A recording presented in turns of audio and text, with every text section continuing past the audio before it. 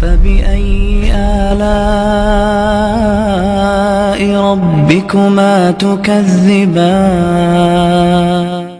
اللہ عز و جل نے صحابہ کی جماعت کے بعد دنیا کے اندر لوگوں کا جو دور جاری رکھا، یہاں تک کہ قیامت کے دن تک جو بھی لوگ دنیا کے اندر آئیں گے ان تمام کے لیے اللہ عز و جل نے قرآن مجید کو نصیحت نامہ بنا دیا۔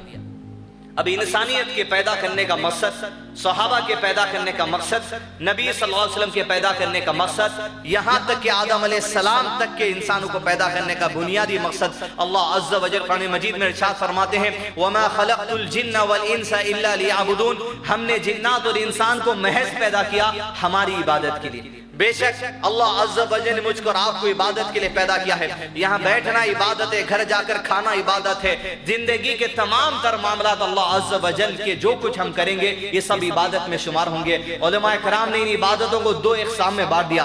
سب سے پہلی عبادت عبادت محضہ قرار دی گئی، یعنی وہ عبادت جس کا حکم اللہ کے نبی صلی اللہ علیہ وسلم کے ذریعے بتا دیا گیا۔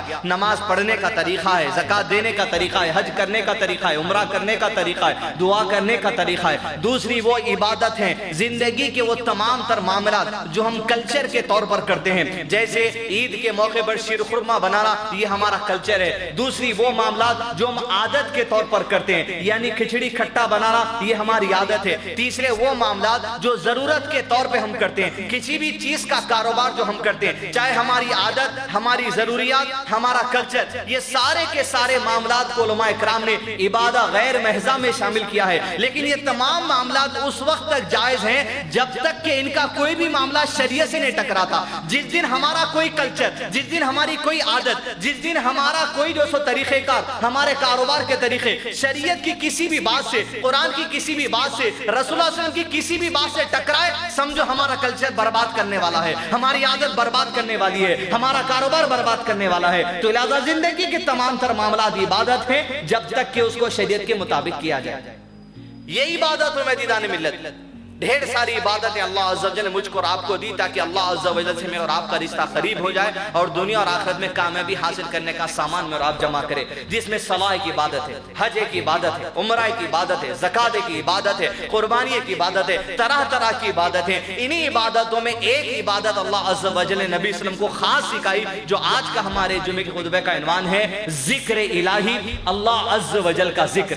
عام طور پہ جیسے ہی آپ ذکر الہی جو سو آپ کے ذہن میں بات آتی ہے یا کانوں میں بات پڑتی ہے، ہمارے ذہنوں میں شاید وہ تصور آتا ہے کہ لائٹ بند کر کر، منڈی ہلا کر یا کچھ جھوم جھٹکے مار کر اللہ عز و جل کا ذکر زور زور سے کیا جائے، ہو نام سے کیا جائے، الا اللہ نام سے کیا جائے، اس طرح کا جو سو ذہن ہمارے پاس آتا ہے۔ لیکن اللہ کے نبی صلی اللہ علیہ وسلم کے ذریعے اللہ عز و جل نے یہ عبادت کے طریقے بھی سکھا دیے۔ یہ اذکار ایک ایسی عبادت ہے ملت جو تمام عبادتوں کا حصہ ہے۔ دیکھیں نماز ایک فرض عبادت ہے، نماز کے اندر اذکار ایک حصہ ہے، سبحان ربی الاعلیٰ وہ نماز کا حصہ بن گئی، سبحان ربی العظیم یہ نماز کا حصہ بن گئی، التحیات للہ یہ نماز کا حصہ بن گئی۔ تو اذکار خود اپنے آپ میں ایک عبادت ہے، لیکن دوسری کئی عبادتوں کا بھی حصہ اذکار ہے۔ قربانی ہم کرتے ہیں، بسم اللہ اللہ اکبر ایک ذکر سکھا دیا گیا، قربانی کے موقع پہ ذکر الہی بھی ایک قسم کی عبادت بن گئی۔ تو کئی عبادتوں کا حصہ اذکار بھی ہے اور اذکار خود اپنے آپ میں ایک قسم کی عبادت ہے۔